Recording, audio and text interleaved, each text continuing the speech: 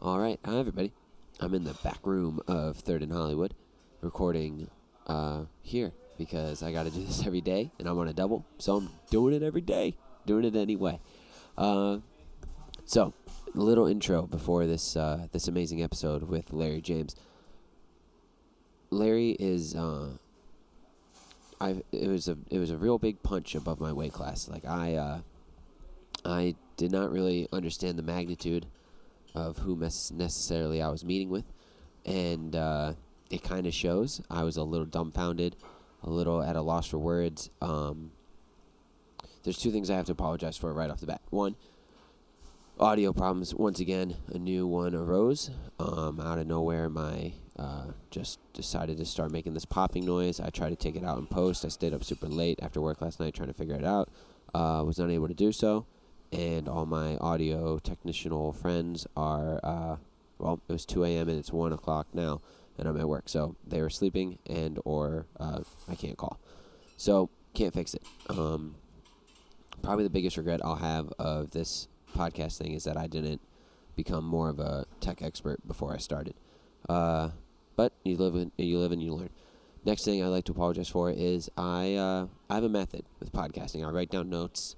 I write down questions, and then I don't bring them into the interview because that's what Tim Ferriss and other people have done. And I think it's a great way to kind of keep the conversation lively and not try to keep it to a schedule. With Larry, I should have brought the notes in because I forgot to ask some art-related questions that I had prepared, and I didn't really understand that during the magnitude of it all, I'd be, I say amazing a lot. I kind of fall back into some old habits that I've tried to break, like saying the same thing over and over again, and luckily Larry was amazing and just took it away from me and was able to fill that void where I was kind of missing the mark. And with that, enjoy Unsolicited Advice, Larry James. Unbelievable interview.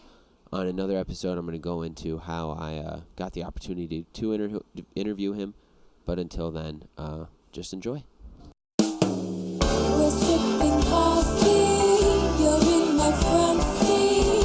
Please tell me what's going on in that mind.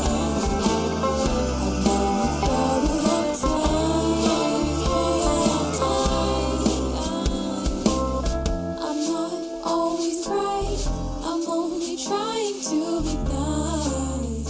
With my unsolicited advice.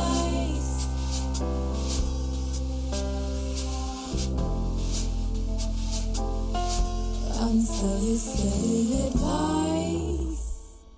All right. Hi, everybody. Welcome to episode 11 of Unsolicited Advice. And today's guest, Mr. Larry James, attorney at law, art curator, director, art aficionado. Husband, father, uncle, son, all of that stuff. Uncle, son, family man. Larry, thank you so much for being on. My pleasure. Larry, you grew up in Alabama. I was born in Elyria, but I'm the oldest of 7 kids, and there were 5 fathers for 7 kids. So that early generation of black folks who migrated to the north, that dysfunctional lifestyle set in, but I was sent back to be raised by my grandparents. I was born in 1950, moved back north in the mid-60s. So it was a great learning experience in the South as you grew up. If you didn't grow it, you didn't catch it, you didn't shoot it, you didn't eat. Right. Did the other, your 6 siblings come with you to your grandmother's? It was kind of a hybrid because I was the oldest, and the next 2, my brother and my next oldest sister stayed in the South and primarily raised by my grandparents. Okay. And the other siblings were raised more in the North. Okay. So you guys kind of split up. Correct. And we rejoined in the mid-60s. Amazing. Where'd you guys rejoin? Elyria, Ohio. Okay. Yeah. That's amazing. About 35 miles southwest of Cleveland. And you guys are you all still close now? Oh, we are very close. We're That's as thick as Steve. We had one brother pass away. I'm sorry to hear that. But we talk to each other weekly, if not daily, and We still do family reunions. We've done those for about 15 years. That's amazing. Mm-hmm. That's incredible. And so growing up, if you didn't catch it, if you didn't kill it, you didn't eat it. You didn't shoot it, you didn't eat it. You didn't shoot it, you didn't eat it. Did that, when you went to law school, I don't remember exactly where you went to undergrad, I'm sorry. I went to Wittenberg. Wittenberg. Yes. So all Ohio, pretty Yes. much, through Yeah. and through. When you got out of law school in Cleveland, what made you decide to leave Cleveland and come to Columbus in '78? Well, I think there are a couple things that just kind of back up. Graduating from Wittenberg in 1974, I had no idea what I was going to do. Okay. So kind of being up in the air, law school became a default, believe it or not. What did you graduate with at Wittenberg? Political science degree, and had a concentration in philosophy on the side. So I was an early bookworm, if you can believe that. No, I definitely can believe it. Mm-hmm. So it was up in the air. You didn't know where you wanted to be. Yeah, and Cleveland State at that time had a program for minority students that started in the summer. So I remember graduating on a Sunday and starting law school on a Monday. So it just made sense to go and get started, to find a job, to work. Keeping that mentality of you got to be working, you got to be moving. Absolutely. Did you work at Wittenberg? Did you work through college? Yeah, I did work-study program through Wittenberg. When I got to Cleveland State, I ended up being the resident assistant for the first year. In the second year, I was dorm director. So it was the best of all worlds. At Fenn Tower? Yes. Yeah, that's where I stayed in Fenn Tower. Is that right? Yeah, when I went to Cleveland State. I was dorm director there. Yeah. So it was. Do you remember which floor? It was the 9th floor, if I remember. 9th or 10th floor. I can't remember. I was on 13, or 12. Yeah. But yeah, it was a cool. Fenn Tower is an amazing little dorm. Well, you're right there on campus. You're right in the heart of downtown. Absolutely. It's really fun. And so I finished my first year of law school and worked during that summer. And then my second year, I clerked for the city of Cleveland's law department. And at that point in time, Ralph Perk was the mayor. George Forbes, who was like God, he was the first very powerful black elected official that when folks from the Cleveland Clinic wanted zonings, they kind of tremble. So as a young black aspiring lawyer, you would watch the politics and the legal maneuvering. It just fascinated me. So second year, third year, working there. And then when I graduated from law school, I had 3 job offers.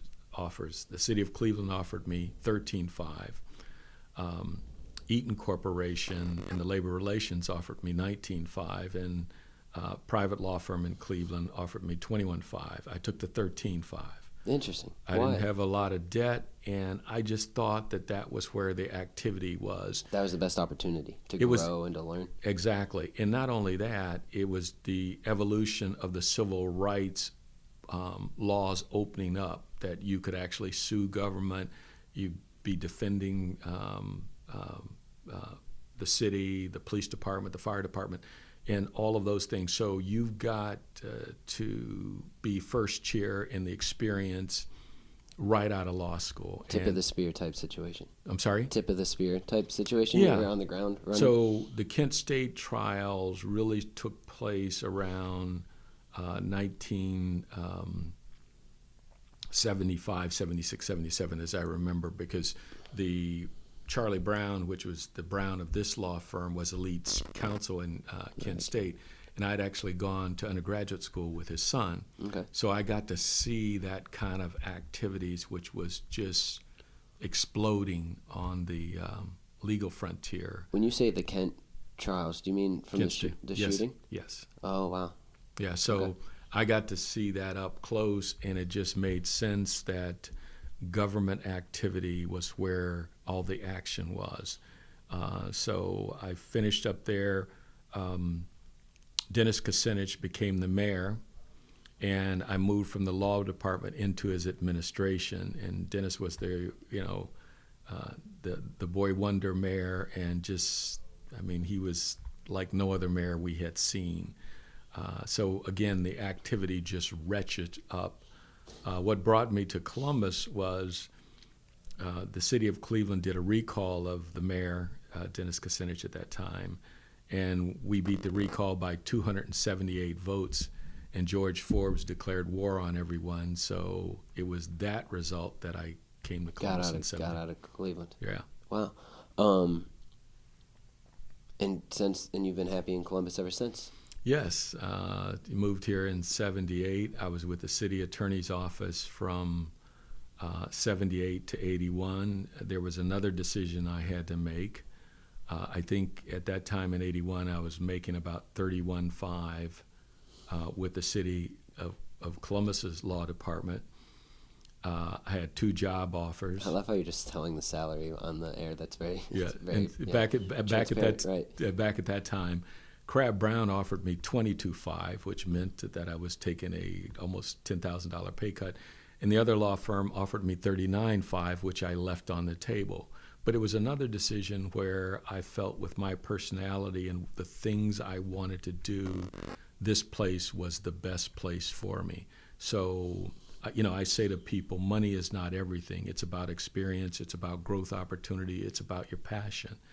And I've never looked back. That's amazing. Speaking of passion, you said you're an early bookworm, right? Yeah. And we'll get into it in a second here, but how we began speaking at Third and Hollywood a month ago or so was about, I heard you over mentioning art in the Harlem Renaissance documentary that just had premiered at the Gateway the night before. Correct. I couldn't make it because I had to work, but you got to go, and you said it was amazing. Yes. Passion, carrying passion with you, was passion of art and your love of art always, when did that begin to cultivate? Did you carry that through you? No, I think that learning was always a passion, and when I'd travel, I'd go to museums and I'd pay $25, $50 for a poster and pay $100 to have it framed. So what I knew about art, you could put in a teaspoon, and that would be generous. Right. But I started with the King Arts Complex in 1987. I think what the art world said to me is, this guy doesn't know anything about art, but he's trainable. So the arts community kind of embraced me and assisted me and helped me grow to learn about art. And so it's like being thrown into the water. You learn to swim. Rather quickly, too. Absolutely. So your taste and your pocketbook, when they coincide, that also helps a lot.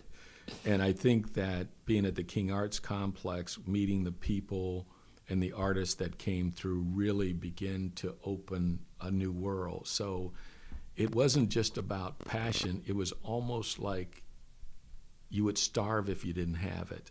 So it became a part of that DNA. Became necessary, a necessity, Absolutely. Not just a want. It Absolutely. became a need. It completed my life, our lives, and it just continued to grow from there. So, and once you get on this treadmill, it's like everybody starts coming to you then. Local artists, national artists, galleries. So when we're traveling, whether it's Atlanta, whether it's Chicago, whether it's New York, no matter where it is, it attracts you. To you, right? Yes. And then you became the director, and I'm gonna mess up the name here because I tried to be a stud and not have my notebook out, but it's failing me. You became the Lincoln Theater. The Lincoln Theater director. Yeah, you became the director of arts at the Lincoln Theater. No, I was the chair. So in 1987, I cut the ribbon at the King Arts Complex. So I was handed the keys as the chairman of the board, chairperson of the board, to bring life into that institution. I was president there for 16 years. I was on the board for 20. And then the Lincoln Theater was about to find a wrecking ball, and Mayor Coleman at that time calls and says, I need a couple of you folks to come over and give birth to this. So Bill Connor, who was head of CAP at that time, we became inseparable in raising the money and doing the reconstruction and refurbishing. Saving the theater. And that takes you in a different format. The arts, it comes in many forms, but at the Lincoln, you saw it all. That's amazing. That's really incredible. So you are in here at 78. You start loving art. You meet your wife Donna in 89. We got 89. married. And You the got best married. best decision I ever made. Yeah, and that's amazing. And I saw you guys together. You guys seem like you just have the conversation never seemed to stop while you guys were at the bar, and you've been married for 89. 29 years. That's amazing. And it's fresh. And it's fresh. Yes. And you're keeping it fresh. That's awesome. So to bring up the Harlem Renaissance, I guess would be the next place to go. How did it start? Well, I know. Yeah. How did it start? Tell the story. So Will Haygood, we have done the rollout of Will Haygood, who's from here, who's an author, who's written a number of books. But at this particular time at the Lincoln in October 2015, he was rolling out the book called Showdown about Thurgood Marshall's confirmation before the U.S. Senate. And Annette Macy June, who is head of the museum, was in the audience as I introduced Will. And what occurred to her is Adam Clayton Powell, Thurgood Marshall, Sammy Davis Jr., Sugar Ray Robinson, all those personalities had touched intently on the Harlem Renaissance and had been a part of that. So she thought, geez, would Will be interested in curating an exhibit at the museum? So she calls Bill Connor, and Bill calls me about 7 o'clock in the morning. He doesn't get me, leaves a message. And he says, we need to talk right away. So we had this three-way. And I told Nanette, I said, absolutely, Will curate this. I'll call him, I'll get it done. So I call Will, and he says, I'm all in. And people said, well, what does Will Haygood know about curating an exhibit at a museum? I said, he will figure it out. He's that type of curious mind. If you read his works, you'll see that art and sports and politics cross-pollinate. So as they do in real life, that it's absolutely an accurate representation. Absolutely. Yeah. And he had written a piece, I think, for the Boston Globe at the time to talk about the Renaissance. And you kind of fast forward that, after this is said and done, the Washington Post does two pieces on the Renaissance, 2 full pages on 2 different occasions, say it's one of the best exhibitions of the year. Yeah, they said they did it better than the Met. I read the article, and they said that the Met just didn't really clearly represent the things they were trying to, but Columbus was able to do it. Yeah, and I think the idea is authenticity. Not only is it commercially successful as an exhibit, it is also critically acclaimed. So those art critics found it extraordinary. And we in Columbus have been the beneficiaries. But then, so what we did is we went to work on raising the money. So we raised about $230,000 to not only support the museum and the exhibit, but also to have a year-long of activities. So we had 30 arts organizations doing various aspects of their tribute to the Harlem Renaissance. We had 10 galleries showcase local black art. And the theme was, look, I'm not asking you to recreate the Harlem Renaissance. Give us your best on what has evolved from the Harlem Renaissance. So dance, literature, music, art, you name it, poetry, spoken word. And then we hired Warhol and Wall Street as the marketing tool, and those folks were just brilliantly geniuses. And I always say age and success has a way of isolating you, segregating you. So you have to figure out a way of, when we talk about diversity, is what does it look like and who is best situated to make sure diversity is implemented? And that's what Yogi and his team did like no other. We then just sat back and buckled up. Right, buckled up for the ride. Yeah, absolutely. That's amazing. What was one of the favorite? Personally, I saw, I think 4 of the 10 exhibits. Mm-hmm. But luckily, they're up all year. I'll catch the rest of them. Yeah. My favorite that spoke to me the most, and I keep thinking about, is the one at Pizzuti. Mm-hmm. Yes. In the basement there with the stainless steel and the words on the. Right. I've actually brought it up several times on the show already. Yeah. For this little segment, or the run rather. What the new representation of the Renaissance? Correct. Who do you think best encapsulated it. If you can give you a favorite. I don't know. It's probably hard to give a favorite child. I don't know if I'm favorite. Art, art is like my music. I'm stuck in my generation. Right. Right, wrong, or different, and it's just hard because, there's an old saying in Plato's Republic, and it says, if horse and oxen could paint images of gods, they would be in the form of horse and oxen. So you embrace what you know. I mean, I think that, and I've grown. So your taste in art, you start out with posters, then you go with limited edition prints, and then you start with originals. And then you might find sculptures in its many forms, whether it's glass or whatever it is. And then you may do certain type of abstracts. And so I think through this Harlem Renaissance, one of the local artists, Tsunami, and Percy King's piece, which is a collage of wood in 3 dimension, it just blows you away. So obviously I own those 2 pieces. Right. I bought them, so they are my they're your best friends at this point. Yeah, absolutely. But I think, art, it strikes you where you find it. Yeah. I mean, you're sitting in this conference room and you look around, the differences, and the whole office is gorgeous. Thank you. There's art everywhere, and it's not all just yours too, right? Most of it is. Most of it is. Yes. That's amazing. You run out of wall space. Right at the house. Yes. Which is something that you're my first Googleable guest. You're the first person I've been able to read articles about, which has been incredible. The one that I actually liked the most was the one about your home. Yeah. About the curation of the art in your home and how you and your wife sneakily try to just hide pieces and start hanging up new things.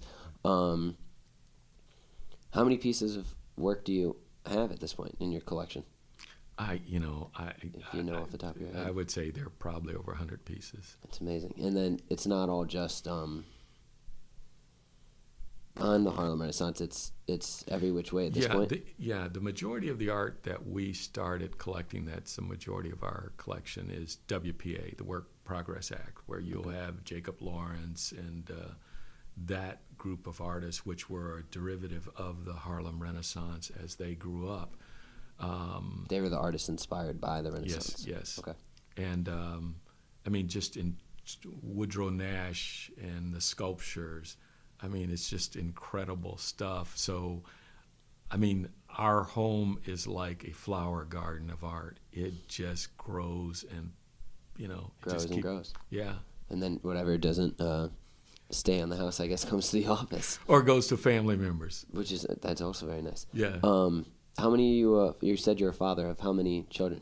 5, correct? Well, I'm the oldest of 7. No, how many of you how many children do you have? We have 2 sons. 2 sons. What are their names? Justin and Chris. Justin and Chris. Yeah. And out of curiosity, did they follow the law?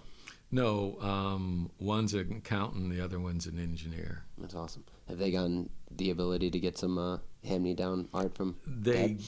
They do. I don't think it's gotten in their DNA. They know it, they love it, but I don't think they figured out why yet. Okay. When do you think you figured out why the art meant so much to you? I think somewhere around the mid-'80s. Mid-'80s. I think that when even today, I can sit and, whether I'm talking to Sherry Geldon, who's head of the Wexner Center, or Nanette Macy-June Museum, I can't talk the language of art. I know what I love, I know what I appreciate, and somehow, like a great bottle of wine, you just, it's good. You just love it. Yeah. Yes, you don't need to know all the tannins and all this. Exactly. Right, the right lingo. Yeah, but yeah. Maybe that's why they chose you to be to spearhead some of these amazing things, is because they know if the passion's there, you don't necessarily need it. Allows you to be a better communicator to maybe somebody who loves it too, but just doesn't have all the lingo. Yeah, I think the idea of the collective will is you know how to stay in your lane. You know how to lead and get out of the way. Lead and get out of the way. Yes. That's a very good skill to have. Yeah. Yes, it is. It must have been something to cultivate. How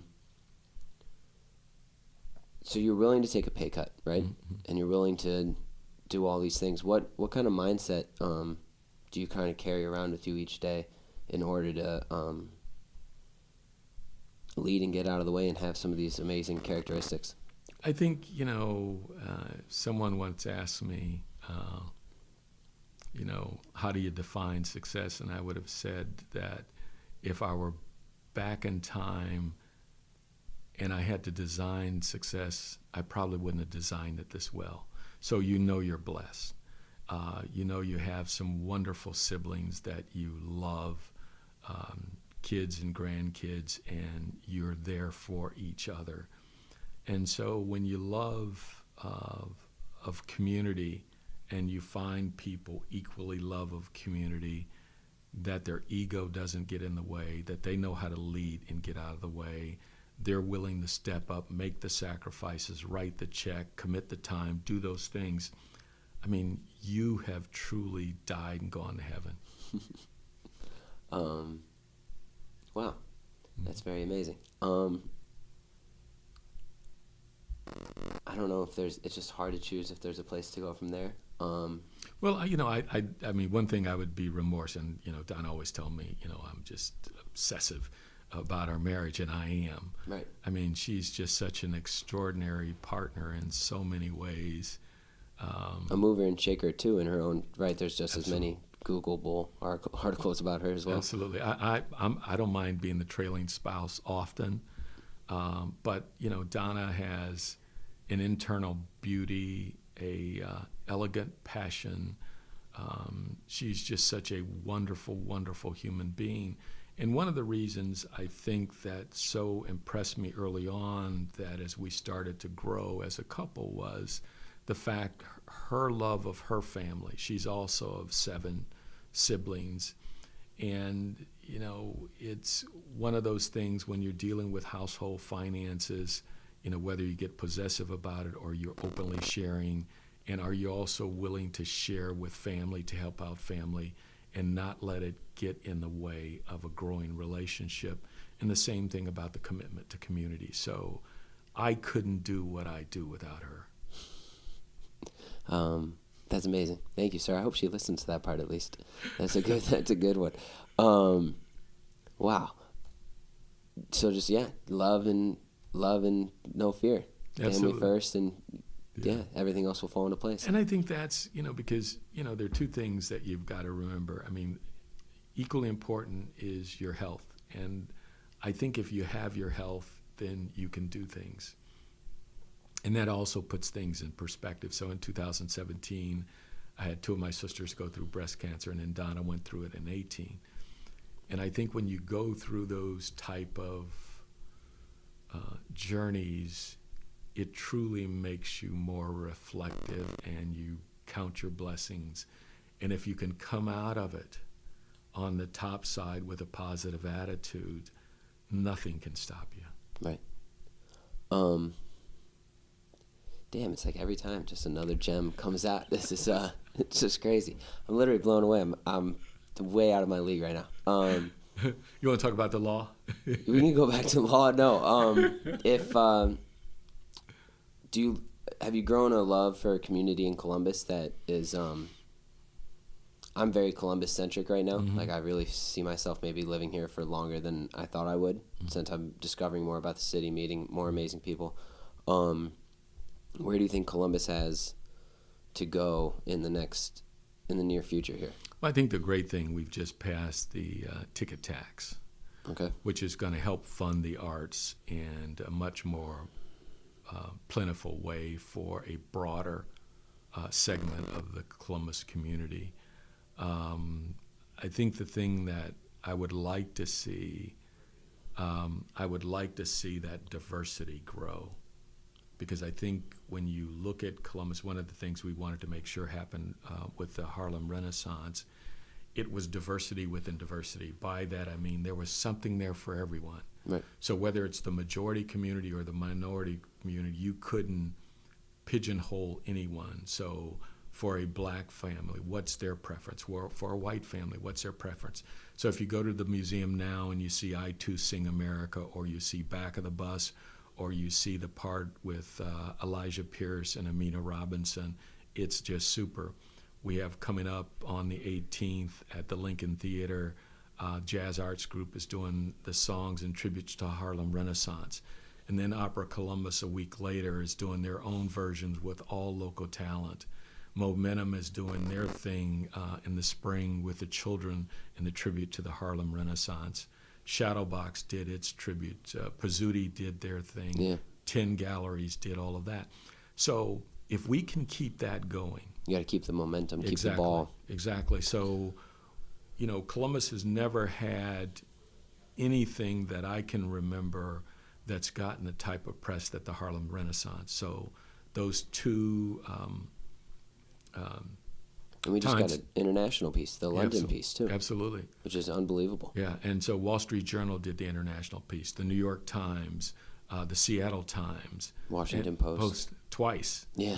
So, and what the Wexner Center did was awesome. What Gateway did on the films and The the little tribute. gallery in there, too. Absolutely. It's all great. Yeah. So if you begin to see diversity, if Columbus can see diversity as we've seen it over 2018 and 2019, we'll challenge most of America in art quality consumption, and there'll be something there for everyone, and that's special. It really is.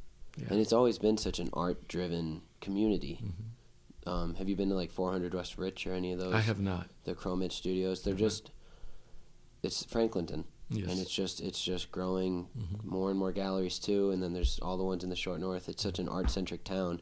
But a lot of people think of it as like a flyover city, flyover state, middle of Ohio, what's there, Ohio State. But there's so much more to offer. And I guess while the eyes are on us, we should really step up to the plate and really try to make something happen. Absolutely, and we have Hamilton coming into town next week, Which is fun. Absolutely, and Are you going to go? I bought 18 tickets. 18 tickets. Okay. Yeah. Every family member that wants to go is going. That's amazing. Generosity too. Generous guy. It is, but you can't take it with you. Right. And I think the joy you get from including people and giving them the ability to participate is just breathtaking. I mean, it's something watching folks at the museum take in and appreciate the exhibit, Joys of Tear, and like something I've never seen before. Yeah. Damn. You just keep and the voice is so smooth on the air. It's just too perfect.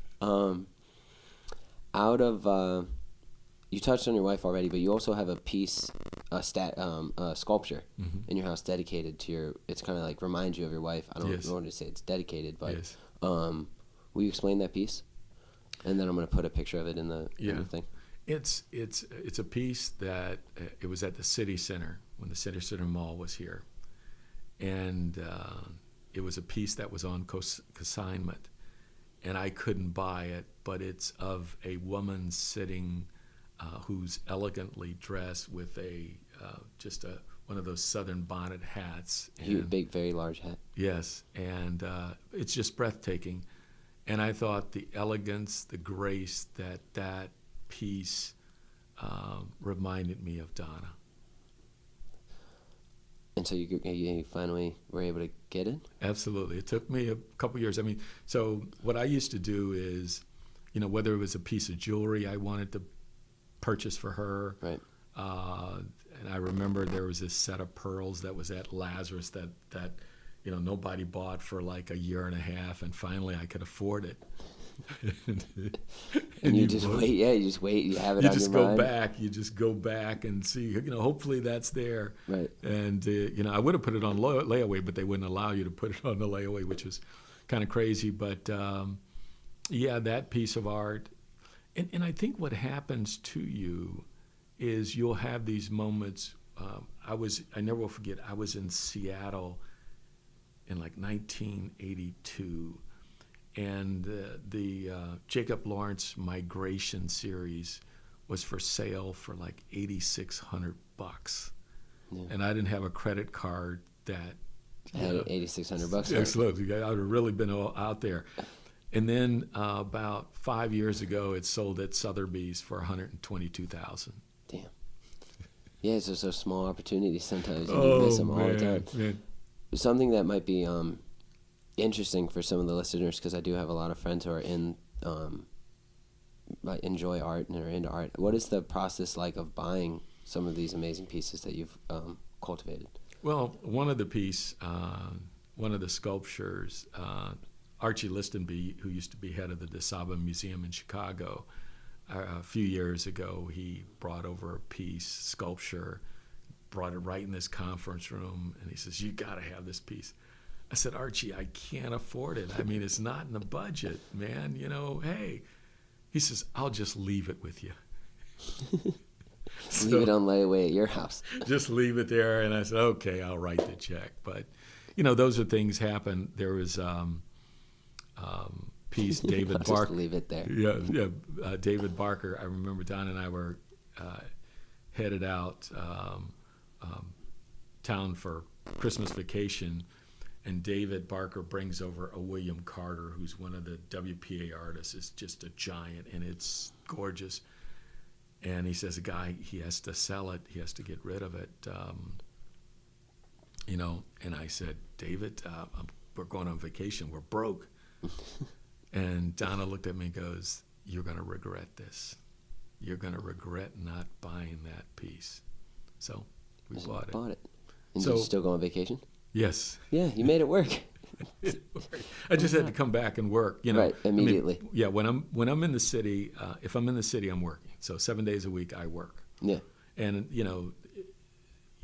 what I tell people about the commitment to excellence and hard work is it's what it allows you to do. And particularly for working class and poor folks who get to a certain place, that you pay the price of success that gives you experiences you could have never imagined. Like taking 18 of your family members to Hamilton. Exactly. Yeah, that's amazing. I'll tell you two other stories. So when Please I do, turned yeah. 50, I took my three sisters to St. Bart's. That's amazing. And then when my brother turned 60, I took he and his wife. And it's about sharing. Did Donna come with? Yes, she did. Of course, Absolutely, absolutely. She would have killed me. Absolutely. But I think it's about sharing Life. the fruits of your labor. It really is. And otherwise, it just doesn't make sense. I don't know how you could just hoard it or silo it. It's Keep it all locked away under your mattress. What's the point? Yeah, just like art. So you want to give people an opportunity to experience. So our grandchildren, obviously, they are going to enjoy things that no one else in our families have ever Been able to enjoy. Yeah. 7 days a week. Mm-hmm. Don't take Sundays. Don't take Saturdays. But you know what I do? I bunch my weekends. Okay. So what I do is so January, February, March, I have those 4 or 5 weekends, and then you go and you do the same thing. So it's a trade-off. Yeah. But you wouldn't have it any other way. I'm sure Correct. you love working every day. I would love to have been a trust fund baby. Right, it would have been nice. Yeah, absolutely. I could have been a Buffett or a Gates kid, Yeah, and just been smooth sailing. and create foundations and give them money away. But I'll take it. Yeah, take what you can get. That's amazing. 7 days. And anytime, would you want to retire anytime soon? It's not in the cards. That's amazing. I feel that you're the generation of like you and my father, and they're just it's not in the cards. Yeah. It's not. Why would we? Mm-hmm. Why would you? I guess it's I like just turned 68 December 26th, so the party's still going. absolutely. And I think as long as you have the rewards of work, civic engagement, and family, it'll keep the fire burning. Do you have any other than like the obvious drivers of your family and being able to share the experiences that you want to share with your family? Do you have any other things that keep the fire burning? Motivation and all those like motivation, mindset, those are all things I am rather interested in and study kind of. I think the fear of failure I mean, you just, I think you want to get it right. I mean, whatever you're doing, I think that fear, and you never want to go back. I mean, the great coaches will tell you that more often than not, they can remember their losses. They can't remember their wins. Right. I can remember my mistakes along the way, and I'm not going to go into those. Right, that's fine. But you do, and I think what you treasure is, you can probably do it better than most because you're committed more than most. That's amazing. Yeah, that's another great gem. Well, I think that's a great place to leave it. I know you got a call. Thank you again so much. This was an amazing opportunity. Really, thank you. Couldn't thank you enough. And I'll give you a copy of this. So. Oh, wow. There you go. Trading books for books. Absolutely. Well, thank you so much. I Too Sing America, the Harlem Renaissance. Wow. Thank you very much, Larry. Absolutely. Enjoy, everybody. We'll talk to you tomorrow. Thank you. I'm not always right. I'm only trying to be nice with my unsolicited advice.